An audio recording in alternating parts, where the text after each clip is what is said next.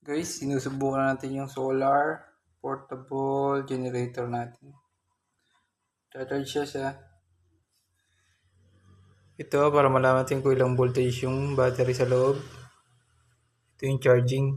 Ay nalalaman ko nag-charge siyang cellphone. Charge yung tablet. Charging po siya. And charging. Ayan po. Ayan yung wire. Charging. Ito po yung voltage sa loob. Yung battery sa loob. Ayan po yung pinaka-outlet. Output niyan 230. Pwede po siya TV, electric fan. Ito po yung switch ng inverter. Try natin sa TV. Nagana po yun yung saksak. Papunta doon. Ayan po. Punta tayo sa TV.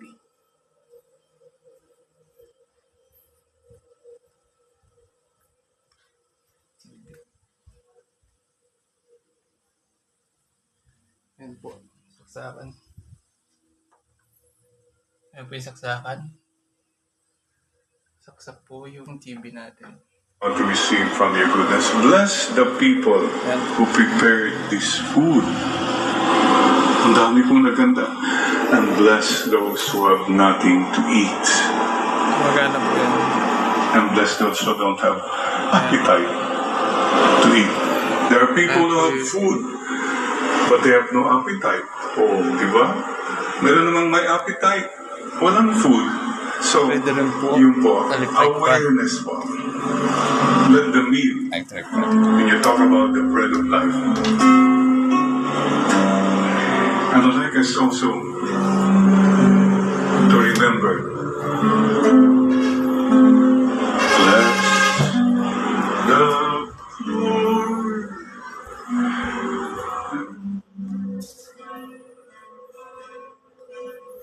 Saksak po yan. Ayan po, nakadagdag po sa atin yung solar portable generator. Nag-charge po siya.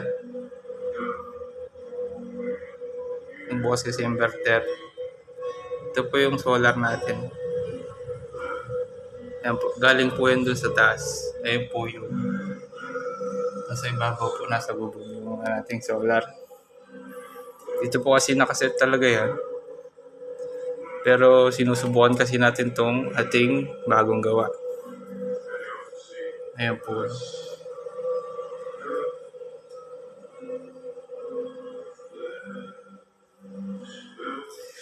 Pwede po siya sa ilaw.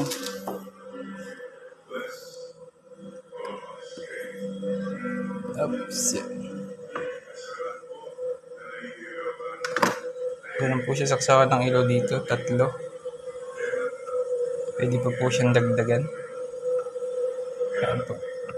Sa ating ilaw. Ayan po natin to. At ito ang switch dito. Switch. Ito. Switch. Ayan guys. Pwede yan. Pwede pa yan. May dalawa pa yung saksakan.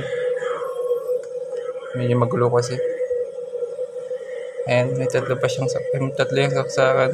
Ito isa. Pwede pa tayo magdagdag. Charger cellphone. Charger ng laptop. Pwede.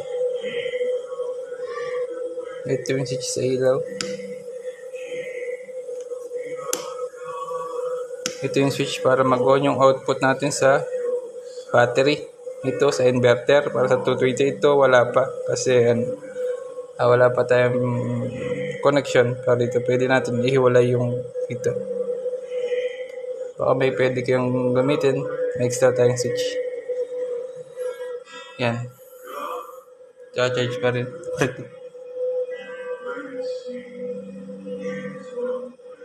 Nagramad ako.